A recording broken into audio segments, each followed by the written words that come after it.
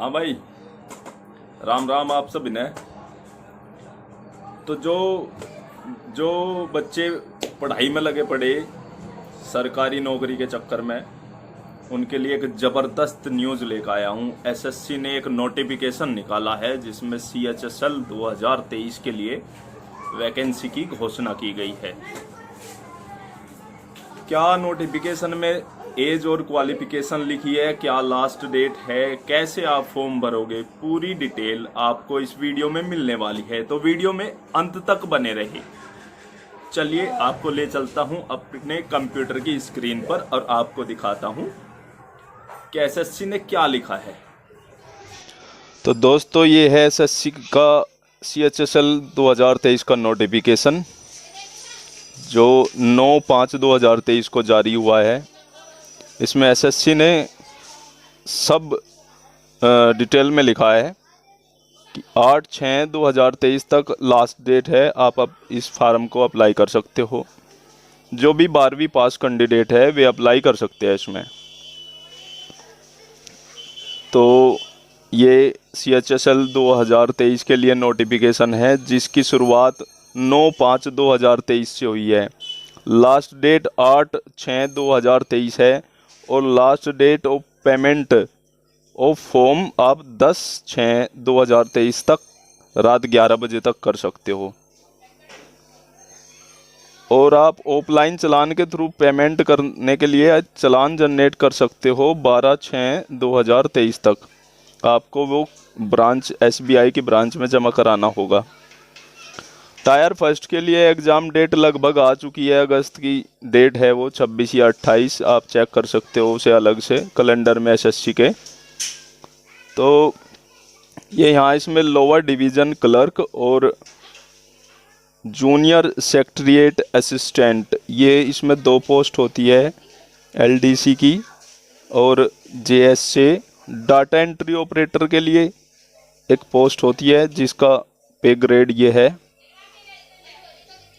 Data entry operator grade A level का पे grade 25,500 से 81,100 रुपये है।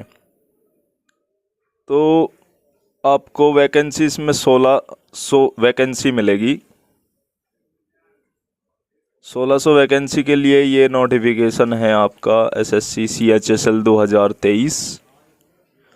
एक सलाह देना चाहूँगा कि नोटिफिकेशन से 2 दिन बाद और लास्ट डेट से 2 दिन पहले, 2 दिन नहीं 3 दिन पहले आपको फॉर्म भर देना चाहिए। कई बार साइट ज़्यादा बिजी होने की वजह से और वो हो नहीं पाता फिर सबमिट आपका फॉर्म, और बहुत सारे बच्चे ऐसे ही रह जाते हैं। तो टाइम का विशेष ध्यान रखें, लापरवाही बिल्कुल ना करें, टाइम से भर दे इसको। आपको इसकी योग्यताएं बताता हूँ। फर्स्ट, ये इंडियन सिटीजन एज लिमिट इसमें आपको दी गई है 1 अगस्त 2023 को। वह व्यक्ति जो आवेदन कर रहा है वह 18 से 27 साल का हो जाना चाहिए।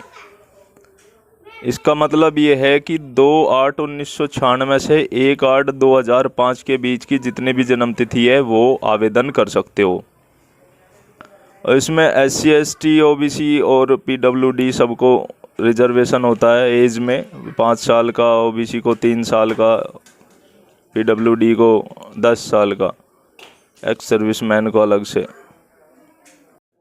DO data entry operator grade first के लिए और ऑडिट जर्नल इंडिया के लिए आपको 12वीं पास विद PCM होना चाहिए। परसेंटेज का कोई लोचा नहीं होता, कोई कितना भी मतलब 3rd ग्रेस से भी पास हुआ होगा वो भी अप्लाई कर पाएगा। बाकी इसकी LDC और JSA पोस्ट के लिए आप 12वीं पास होने चाहिए किसी भी स्ट्रीम में। और यहाँ पे आपके पास 1/8/2023 को आपके क्वालिफिकेशन के डॉक्यूमेंट होने चाहिए, तभी आप अप्लाई करें। नहीं तो पूरा सब कुछ करने के बाद अगर आपको उस डेट के बाद के डॉक्यूमेंट है तो आप डिस्क्वालीफाई हो जाओगे लास्ट स्टेज पे। तो आपको अब बता दूं कि अप्लाई कैसे करोगे। एक तो आप फ़ोटो पे विशेष ध्यान रखें, साइन पे विशेष ध्यान रखें, बिल्कुल क्लियर स्कैनिंग होनी चाहिए फ़ोटो की, साइन की। फ़ोटो जो है विदाउट कैप, बिना टोपी के, सीधा, दोनों कान दिखने चाहिए, क्लियर होना चाहिए, एकदम क्लियर बैकग्राउंड का। ये यहाँ पे लिखा है इन्होंने 3 महीने से पुराना नहीं होना चाहिए, 20 से 50 KB के बीच का आप स्कैन करके रखे, वो अपलोड हो जाएगा उसमें। फोटोग्राफ और सिग्नेचर में कुछ दिक्कत होगी तो फॉर्म रिजेक्ट होगा, ये चीज़ आप ध्यान रखिए, क्योंकि SC इस पे थोड़ा सख्त हो गया है पहले से। और एक लास्ट डेट आपको फिर बता दूँ, 8/6/2023 है।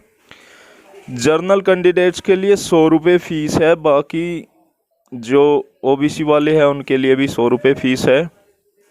वुमन और SC ST और PWD सब इसमें फ्री ऑफ कॉस्ट अप्लाई कर सकते हैं। बस वही पैसे आपको पे करने होंगे जो आपसे इंटरनेट कैफ़े वाला लेगा, बाकी कोई फीस नहीं है।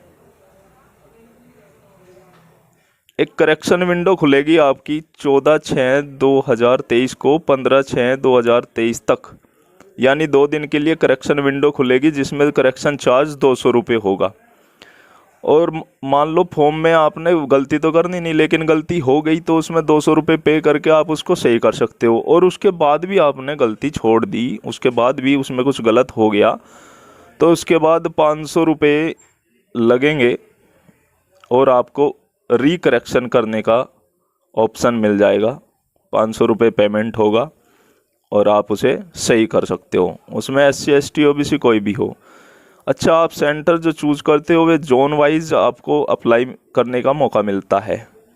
जैसे NR होता है, NWR होता है। NR में दिल्ली जोन आता है, देहरादून, रुड़की, जयपुर, ये जोन आते हैं।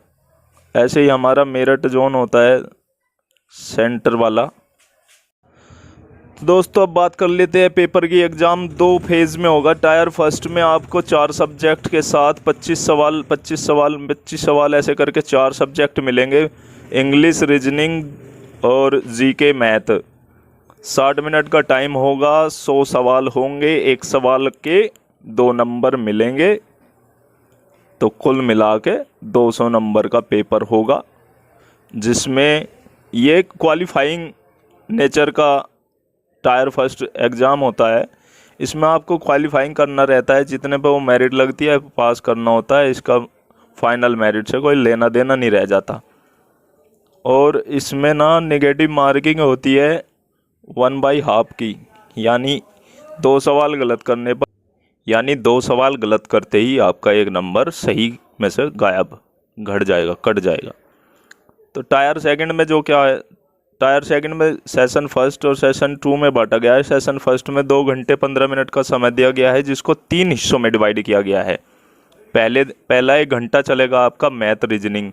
30 सवाल आएंगे, एक सवाल के 3 नंबर है, यानी 180 नंबर का यह पूरा पोर्शन होगा। और इसका नेगेटिव मार्किंग होता है, एक सवाल का 1 नंबर गलत, एक गलत सवाल का 1 नंबर कटेगा। तो इसमें सेकंड पार्ट में आपको इंग्लिश मिलेगी 40 सवाल और GK मिलेगा 20 सवाल, प्रति एक सवाल का 3 नंबर, 1 घंटा। और लास्ट में 15 मिनट का एक सेशन मिलेगा, सेक्शन थर्ड। उसमें आपको वो करना है, कंप्यूटर के 15 सवाल आएंगे उसमें, वो क्वालिफाइंग नेचर का होगा। आपका जो मेरिट बनेगा वो मेन मेरिट आपका सेशन फर्स्ट के सेक्शन फर्स्ट और सेकंड में से बनना है, जहां मैथ, रीजनिंग, GK और इंग्लिश आपका क्वालिफाइंग, आपका मेरिट तैयार होगा वहाँ से 360 नंबर में से टोटल। और सेशन सेकंड में आपको टाइपिंग करनी है 1 घंटे बाद। 1 घंटे बाद आपको 1 घंटे का रेस्ट मिलेगा। उसके बाद वहीं पे आपकी उसी दिन टाइपिंग हो जानी है। टाइपिंग भी क्वालिफाइंग नेचर की है, बस इसमें आपको पास करना होता है। फाइनल मेरिट में इसका कोई नंबर ऐड नहीं होगा।